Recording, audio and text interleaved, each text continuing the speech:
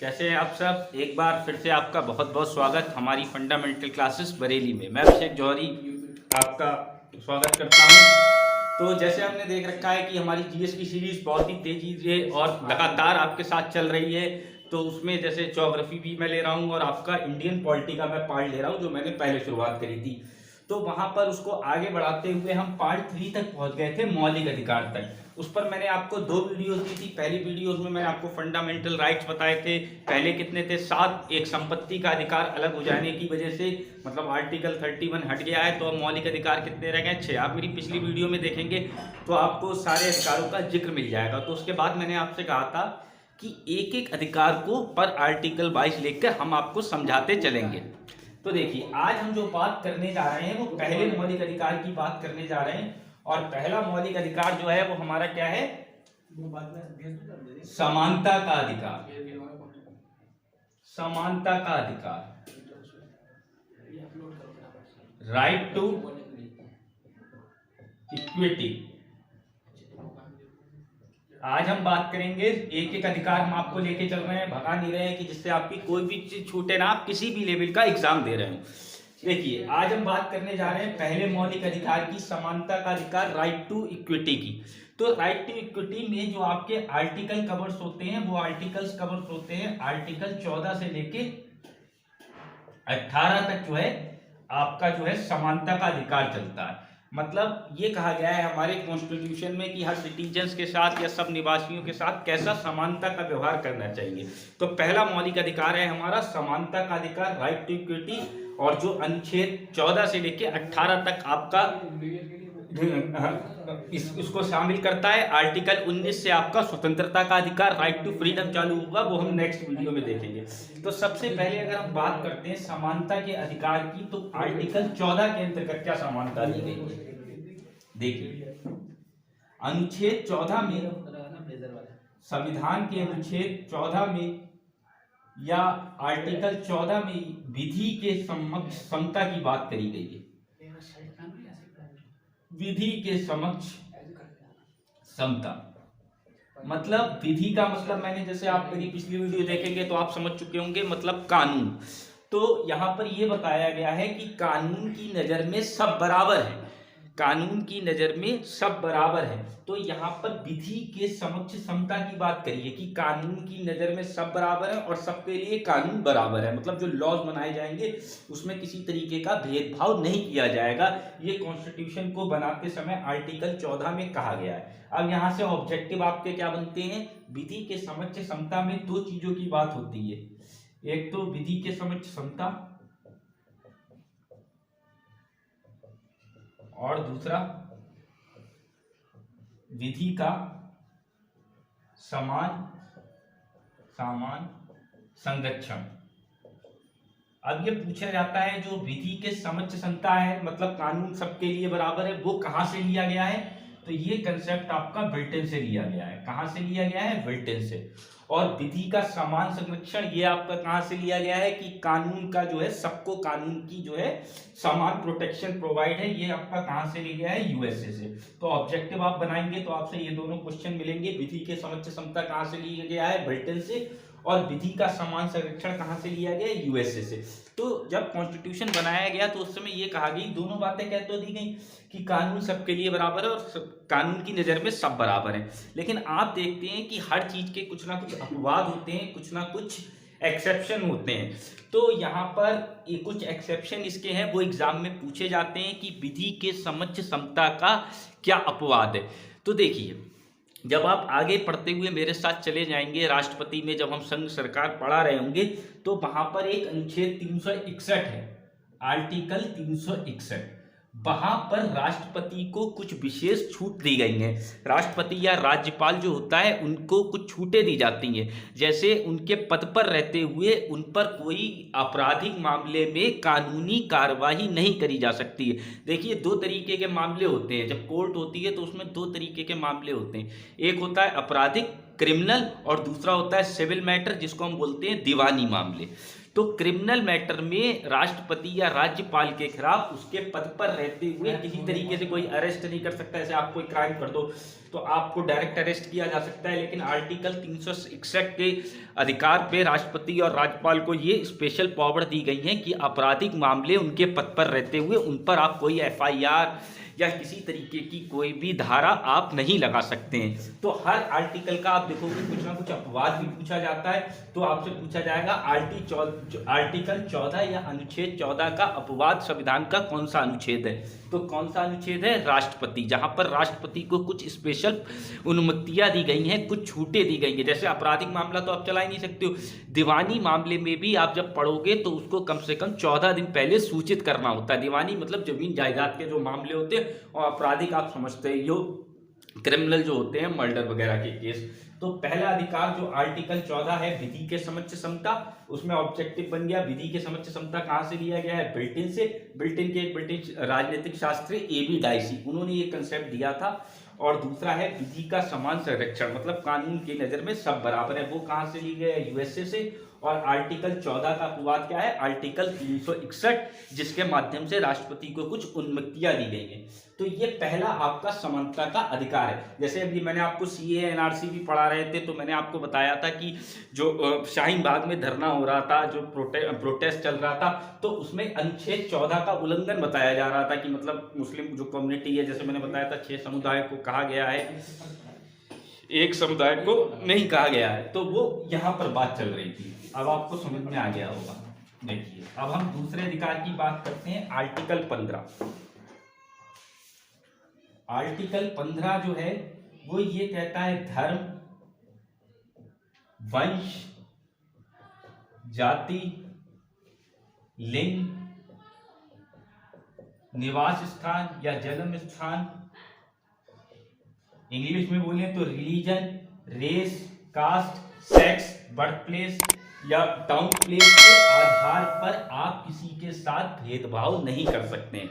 तो ये समानता दी गई। जैसे कोई सार्वजनिक पानी का वो लगा हुआ है, जैसे मतलब कोई पब्लिक पानी का यूज़ करने के लिए पब्लिक टॉयलेट बने हैं या पब्लिक मल्टीपल हैंड वॉश बने हैं, तो उस पर जो है आप किसी तरीके से धर्म की, आप इस धर्म के हो, इस जाति के हो, आप देखते हो रेलवे पे बने तो हर कोई वो एक सार्वजनिक सरकारी या पब्लिक प्रॉपर्टी हो गई, तो उसको कोई भी यूज़ कर सकता है। मतलब किसी भी, आप उनको रोक नहीं सकते हो कि आप कह सकते हो कि हाँ नहीं यहाँ तो सिर्फ ये जाएंगे, मतलब यहाँ तो इस कास्ट के लोग जाएंगे या मेल जाएंगे या फीमेल जाएंगी, तो ऐसा कुछ नहीं है। धर्म, वंश, जाति, लिंग, जन्म स्थान के आधार पर आप पब्लिक प्लेस में किसी को रोक नहीं सकते हो, सारे लोग एक बराबर हैं। लेकिन अब आप कहोगे सर जैसे मैंने आपको बताया कि हर आर्टिकल के कुछ अपवाद हैं, तो यहाँ पर भी कॉन्स्टिट्यूशन को बनाते समय आर्टिकल 15 में अगर सरकार चाहे तो महिलाओं के लिए, बच्चों के लिए या जो SC ST होती हैं उनके लिए कुछ स्पेशल व्यवस्थाएं कर सकती है। तो आर्टिकल 15 का वो अपवाद है। जैसे आप देखते हो कुछ सीटें महिलाओं के लिए दे दी, बस चल रहा है, बस में आप चल रहे हो तो आप ऐसे कहोगे सर ऐसे तो बस में कोई लेडी सीट होती है, तो लेडी सीट होती है तो मतलब महिलाओं का कुछ फैक्टर्स को देखते हुए उनके लिए कुछ स्पेशल व्यवस्था कर सकती है। तो ये आपका दूसरा आर्टिकल है समानता के अधिकार के अंतर्गत, समानता के अधिकार के अंतर्गत कि आप धर्म, वंश, जाति, लिंग, जन्म स्थान, मतलब रिलीजन, रेस, कास्ट, सेक्स या बर्थ प्लेस के आधार पर किसी के साथ कोई भेदभाव नहीं कर सकते हैं। तो ये आपका अनुच्छेद 15 जो है वो कहता है। अब हम बात करते हैं अनुच्छेद 16, जो बहुत ज्यादा आपको इंपॉर्टेंट है और बहुत ज्यादा क्वेश्चन उससे बनते हैं।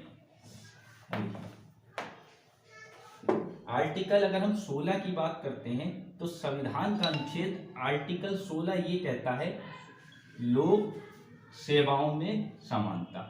एक बात आपको और ध्यान रखनी है, जब मैं आपको सिटीजनशिप पढ़ा रहा था तो मैंने कहा था कुछ अधिकार जो है वो सिर्फ नागरिकों को ही दिए गए हैं, विदेशियों को नहीं। तो जो आर्टिकल 15 है वो सिर्फ नागरिकों के लिए है। लोक सेवाओं में समानता मतलब जो भी सरकारी नौकरी निकलती हैं या लोक सेवाएं निकलती हैं तो उसमें क्या होना चाहिए, समानता होनी चाहिए। मतलब धर्म, लिंग या जाति इनके आधार पर उनमें भेदभाव नहीं करना चाहिए। अब आप बात करोगे सर आरक्षण भी होता है, रिजर्वेशन भी होता है।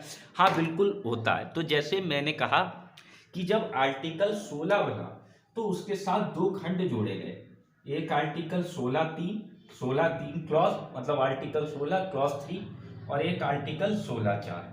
तो ये क्लॉज जोड़े गए आपसे, मतलब मोटे मोटे तौर पे आप भेदभाव नहीं कर सकते हो, लेकिन आर्टिकल 16(3) क्लॉज में ये बात कही गई कि संसद अगर चाहे तो किसी राज्य विशेष की नौकरी के लिए कुछ स्पेशल प्रावधान कर सकती है। जैसे वो क्लॉज लगा सकती है कि इस राज्य की नौकरी के लिए यही निवासी होना चाहिए। मतलब अगर आप यूपी में कोई नौकरी निकलती है तो वहाँ एमपी का आदमी नौकरी नहीं कर सकता, यूपी का ही आदमी नौकरी करेगा। तो ये आर्टिकल 16(3) एक तरीके से इसका अपवाद है। आर्टिकल 16(4) ये कहती है जो राज्य के नीति निदेशक तत्व जब आप पढ़ा रहे होंगे तब भी आप समझोगे, डायरेक्टिव प्रिंसिपल से भी कहीं ना कहीं वो अफेक्टेड है। वो ये कहती है कि वहां पर अगर समाज के शैक्षिक और पिछड़े हुए लोग, मतलब जैसे जो पिछड़े हुए हैं, जैसे आदिवासी, जो दुनिया में काफी हद तक पीछे रह जाते हैं। जैसे सपोज करिए हम, एक इंसान होता है पढ़े लिखे परिवार से ताल्लुक रखता है और एक होता है उसकी 10 पीढ़ियों तक कोई नहीं पढ़ा है, तो ऐसे लोगों को भी आगे लाया जाए। तो ऐसे लोगों को आने के लिए आर्टिकल 16(4) में उनके आरक्षण का प्रावधान किया गया था। तो ऐसे लोग जब कैटेगराइज कराए गए थे तो SC ST लोगों के लिए, अनुसूचित जाति और अनुसूचित जनजाति के लिए आरक्षण का प्रावधान किया गया था। अब आप देखेंगे कि शैक्षिक और पिछड़े लोगों के लिए वहां पर आर्थिक रूप से कमजोर के लिए कोई प्रावधान नहीं था। मतलब अगर आज इकोनॉमिकली कोई बैक सेक्टर है, मतलब पर्टिकुलर अनुसूचित जाति और अनुसूचित जनजाति की बात करी गई थी, लेकिन वर्तमान समय में क्या हो चुका है, आर्थिक रूप से भी आरक्षण को लागू कर दिया गया है। वो कितना है उसकी जिक्र अब हम करते हैं। देखिए, तो यहां तो SC ST के आरक्षण की बात हो गई। अब एक उससे पहले जनरल आरक्षण की बात करने से पहले एक बहुत इंपॉर्टेंट घटना है। जब आप इस आर्टिकल 16 से क्वेश्चन आएगा तो वो जरूर पूछा जाता है OBC आरक्षण। एक तो अनुसूचित जाति, एक अनुसूचित जनजाति हो गई, OBC आरक्षण। तो ये पूछा जाता है OBC आरक्षण आयोग के लिए या पिछड़ा वर्ग जाति आयोग के लिए कौन सा आयोग बना था। तो आपको ये ध्यान रखना है, मंडल आयोग, मंडल कमीशन बना था OBC आरक्षण के लिए। एक्चुअली ऐसा था पिछड़े वर्ग के लिए, जब मोरारजी देसाई की गवर्नमेंट थी, जनता पार्टी की सरकार थी, भारतीय जनता पार्टी नहीं, जनता पार्टी, भारतीय जनता पार्टी अलग है और जनता पार्टी अलग थी। जब कांग्रेस के बाद पहली बार गैर कांग्रेसी मोरारजी देसाई जनता पार्टी की सरकार बनी, तो उस समय एक VP मंडल की अध्यक्षता में एक मंडल आयोग बनाया गया और उस मंडल आयोग ने अपनी सिफारिशों में 27% पिछड़े वर्ग के आरक्षण की बात करी। तो आपसे पूछा जाता है कितने % आरक्षण की बात करी थी, 27% आरक्षण की बात मंडल आयोग ने करी थी। लेकिन उनकी सरकार गिर गई, दोबारा राजीव गांधी, इंदिरा गांधी की गवर्नमेंट आई और ये मंडल कमीशन की रिपोर्ट नहीं लागू हो पाई, क्योंकि इसका विरोध होने लगा सर्वोच्च न्यायालय में कि ऐसे तो आप आरक्षण देते जाओगे, फिर वैकेंसी कहाँ बचेंगी। लेकिन जब विश्वनाथ प्रताप सिंह की दोबारा सरकार आती है 1990 में, तो जो होता है मंडल कमीशन का, जब सुप्रीम कोर्ट में मैटर जाता है तो सुप्रीम कोर्ट उसको जायज ठहराती है और OBC के लिए 22.5% आरक्षण को जो है वो रिजर्व कर देती है। लेकिन सर्वोच्च न्यायालय साथ ही साथ ये कहती है कि आरक्षण के चक्कर में कहीं लोक सेवाओं की कुशलता में कोई फर्क ना आने पाए। मतलब कुशलता का मतलब ऐसा नहीं कि सब आप जो है, सब जो पीछे कम पढ़े लिखे को नौकरी देते जाओ रिजर्वेशन के बेस, उसके पीछे काबिल लोग रह जाएं। तो इसीलिए सुप्रीम कोर्ट ने यह भी कहा था कि आरक्षण की जो सीमा है वो 50% से ज़्यादा नहीं होनी चाहिए। मतलब मैक्सिमम आप कितनी सीटें रिजर्व कर सकते हैं, 50%, उससे ज़्यादा आप सीटें रिजर्व नहीं कर सकते हैं।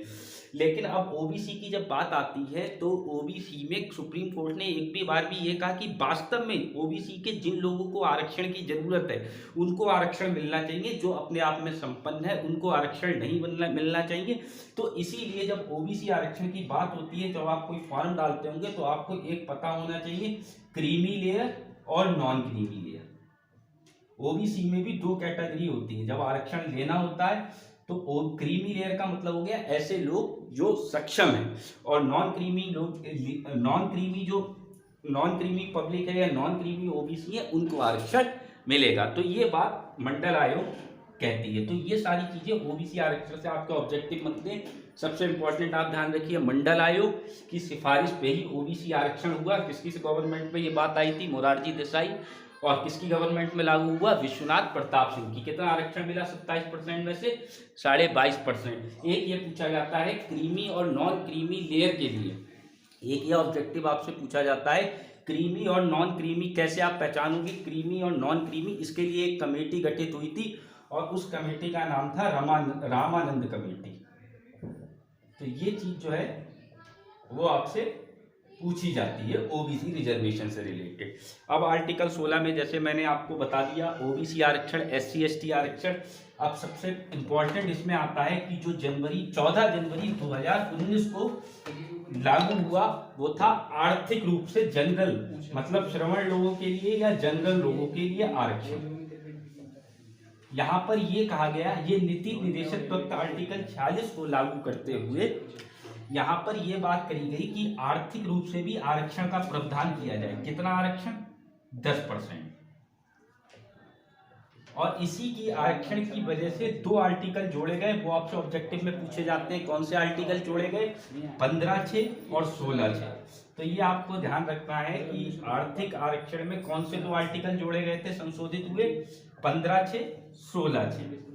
और आपसे 15(6) में ये था कि आप स्कूल वगैरह में जो आर्थिक रूप से कमजोर लोग हैं, सार्वजनिक जो प्रॉपर्टी है, पब्लिक स्कूल है, तो स्कूलों में या कोई भी स्कूल है सिर्फ अल्पसंख्यकों को छोड़कर, तो आप आर्थिक आरक्षण को प्रावधान करेंगे। सिर्फ अल्पसंख्यकों के स्कूलों को छोड़कर आर्थिक आरक्षण पे आप उनको एडमिशन देंगे, मतलब उनको रिजर्वेशन देंगे, अलग से सीटें देंगी। और यहाँ पर नौकरियों की बात करी गई है कि आप जो है नौकरियों में उनको रिजर्वेशन देंगे।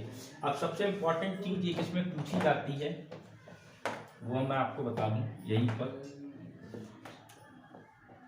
जैसे मैंने आपको बताया कोई भी संविधान संशोधन होता है तो वो, जैसे यहाँ पर आपने आर्थिक आरक्षण की बात करी, तो मौलिक अधिकार से रिलेटेड कोई भी संविधान संशोधन के बिना कानून बनाना पॉसिबल नहीं है। तो आर्थिक आरक्षण पर कौन सा अमेंडमेंट हुआ था, यह आपको ध्यान रखना है। आर्थिक आरक्षण पर कौन सा अमेंडमेंट हुआ था? 103वां संविधान संशोधन अधिनियम।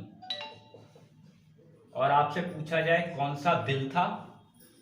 124वां संविधान संशोधन बिल जो लाया गया था। बिल ज्यादा आते रहते हैं, उनमें जिन पे राष्ट्रपति के हस्ताक्षर हो जाते हैं वो क्या बन जाते हैं? एक्ट। तो 124वां संशोधन विधेयक था या बिल था। तो ये पूछा जाएगा, बिल कम पूछा जाता है आपसे, ये पूछा जाएगा आर्थिक आरक्षण पे कौन सा संविधान संशोधन हुआ था? 10% जिसपे आरक्षण देने की बात करी गई थी, तो वो ये मोस्ट इंपॉर्टेंट है 103वां संविधान संशोधन जो 14 जनवरी 2019 को लागू हो गया। अब यहाँ पर कैसे आप डिसाइड करेंगे कि आर्थिक आरक्षण किनको मिलना चाहिए? तो यहाँ पर कुछ जो है शर्तें रखी गई हैं, जैसे कि आर्थिक आरक्षण उनको मिलना चाहिए जिनकी वार्षिक आय 8 लाख से कम हो, जिनकी एनुअल इनकम 8 लाख से कम हो, वार्षिक आय 8 लाख से कम हो, या 5 एकड़ से कम खेती हो, या इतनी जमीन हो।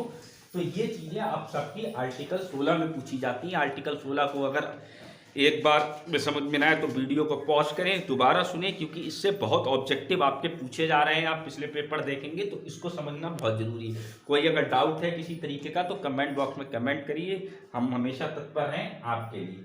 आइए आगे बढ़ते हैं। आर्टिकल 17 समानता का ही अधिकार भी हमारा चल रहा है। आर्टिकल 16 हो गया। आर्टिकल 17 अस्पृश्यता कांड।